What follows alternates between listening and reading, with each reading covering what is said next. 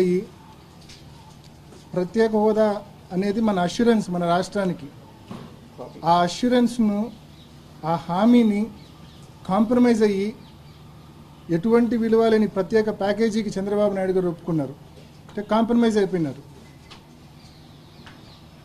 Compromise అయిపోయి కేవలం FRBM పరిధి దాటి 25,000 కోట్లు అప్పు ఇవ్వడానికి కేంద్ర ప్రభుత్వం ఒప్పుకుంటే ఆ ఒక్క చిన్న తాయిలానికి ఎఫ్ఆర్బిఎం పరిధి దాటి 25,000 కోట్ల అప్పు కోసం ప్రత్యేక హోదానే కాంప్రమైజ్ అయ్యారు చంద్రబాబు నాయుడు గారు. మరి ఈరోజు 2024లో మళ్ళా ఆయన రెండో టర్మ్లో, రాష్ట్రం విడిపోయిన తర్వాత ఆయన రెండో టర్మ్లో ఒకసారి మనం చూస్తే పోలవరానికి 57,000 కోట్ల రూపాయలు రావాలా. 45.75 మీటర్స్ ఎత్తు, 196 టీఎంసీల కెపాసిటీ. ఇవాళ పోలవరం మరి కేంద్ర ప్రభుత్వం కుదిచ్చింది, దానికి రాష్ట్ర ప్రభుత్వం కూడా యాక్సెప్టెన్స్ ఇచ్చింది. దాన్ని కుదిచ్చి కేవలం 115 టీఎంసీలకు కుదిచ్చింది. కేవలం 41.5 మీటర్లకే కుదిచ్చింది, ఎత్తుకు 41.5 మీటర్ల ఎత్తుకు కుదిచ్చింది. డబ్బు కూడా 30,000 కోట్ల రూపాయలు మాత్రమే ఇస్తూ ఉంది.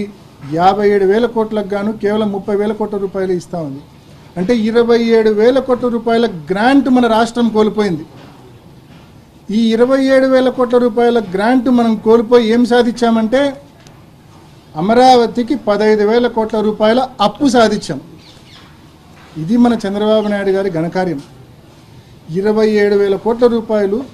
పోలవరం మన జీవనాడి. పోలవరం వలన ఉత్తరాంధ్ర బాగుంటుంది. పోలవరం నీళ్లు కృష్ణా డెల్టాకు తీసుకొని వస్తే, రబీలో ఖరీఫ్లో కృష్ణా డెల్టాకు పోలవరం నీళ్ళు ఇస్తే శ్రీశైలం నీళ్లు రాయలసీమ ప్రాంతానికి ఇవ్వచ్చు. తద్వారా అన్ని ప్రాంతాలు కూడా సస్యశ్యామలమవుతాయనే ఒక గొప్ప తలంపుతో ఆనాడు దివంగత ముఖ్యమంత్రి డాక్టర్ వైఎస్ రాజశేఖర రెడ్డి గారు పోలవరం ప్రాజెక్టును ఆ రోజు శంకుస్థాపన చేసినారు. మరి ఈరోజు అటువంటి పోలవరం ప్రాజెక్టును పూర్తిగా నిర్వీర్యం చేసి, దాని ఎత్తు తగ్గించి, దాని కెపాసిటీ తగ్గించి, దాని ప్రయోజనం తగ్గించి రైతులను, ప్రజలను తీరని మోసం చేస్తూ ఉన్నారు చంద్రబాబు నాయుడు గారు. మరి ఇంతటి దారుణమైన కాంప్రమైజ్లు, ఇంతటి దారుణమైన మోసాలు నిజంగా ఏం సాధించేందుకు, ఎవరిని ఉద్ధరించేందుకు? ఒక పక్క ఆ రోజు మీరు బీజేపీలో భాగస్వామిగా ఉన్నారు, ఈరోజు బీజేపీలో మీరు భాగస్వామిగా ఉన్నారు. పైపెచ్చు ఈరోజు మీ వలనే ఈ ప్రభుత్వం నిలబడి ఉంది. మరి 16 మంది ఎంపీలతో మద్దతు ఇస్తూ ఈ ప్రభుత్వాన్ని నిలబెడుతూ మీరు సాధించింది ఏంది? మీరు కోల్పోయింది 27,000 కోట్ల గ్రాంటు, సాధించింది కేవలం 15,000 కోట్ల రూపాయల అప్పు అని మాత్రమే గుర్తుపెట్టుకోవాలి చంద్రబాబు నాయుడు గారు.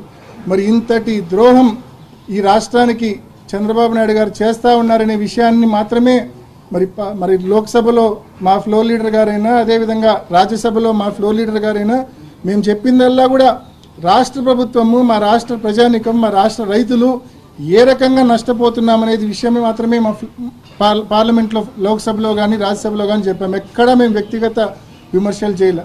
దాంతోపాటు ఒకసారి కడపలో ఉక్కు పరిశ్రమ గురించి ఒకసారి జగన్మోహన్ రెడ్డి గారు ఉక్కు పరిశ్రమ మరి కేంద్ర ప్రభుత్వము యాక్టులో పెట్టినప్పటికీ కేంద్ర ప్రభుత్వం ముందుకు రాకపోతే జిందాల్ పరిశ్రమతో ఎన్నో ప్రయత్నాలు చేసి టాటా వాళ్ళను, జిందాల్ వాళ్ళను అందరితో మాట్లాడి జిందాల్ పరిశ్రమను కడపకు తీసుకొని వస్తే, జిందాల్ పరిశ్రమ, ఉక్కు పరిశ్రమ పెట్టడానికి కడపలో శంకుస్థాపన చేస్తే, మరి చంద్రబాబు నాయుడు గారు ముఖ్యమంత్రి అయిన తర్వాత ఆ జిందాల్ పరిశ్రమను, ఉక్కు పరిశ్రమను ముందుకు తీసుకెళ్లాల్సింది పోనిచ్చి జిందాల్ అనే వ్యక్తి మీద తప్పుడు కేసులు పెట్టించి రాష్ట్రంలోకి కాలు పెట్టకుండానే చేసేసినాడు, రాష్ట్రం నుంచి తరిమేసినాడు.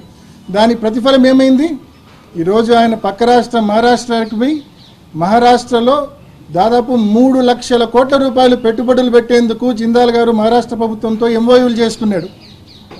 ఎంత నష్టపోతా ఉన్నాం, మన నిరుద్యోగ యువత ఎంత నష్టపోతా ఉన్నారు ఈ చంద్రబాబు నాయుడు గారి వైఖరి వలన, మన రైతాంగం ఎంత నష్టపోతా ఉన్నారు, ప్రజలపైన ఈ వడ్డీలు, అప్పుల భారం ఎంత పడతా ఉంది చంద్రబాబు నాయుడు గారి వలన.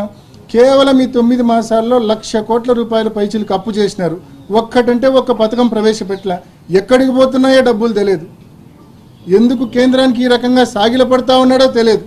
ఏ వ్యక్తిగత అవసరాల కోసం ఇలా సాగిలపడుతున్నాడో కూడా తెలియదు. మరి ఇంతటి దారుణమైన పరిస్థితులు మన రాష్ట్రంలో ఉన్నాయి. ఏది ఏమైనప్పటికీ రాష్ట్ర ప్రజల అవసరాల కోసం, రాష్ట్రం కోసం తప్పకుండా వైఎస్ఆర్ కాంగ్రెస్ పార్టీ ఎంపీలందరూ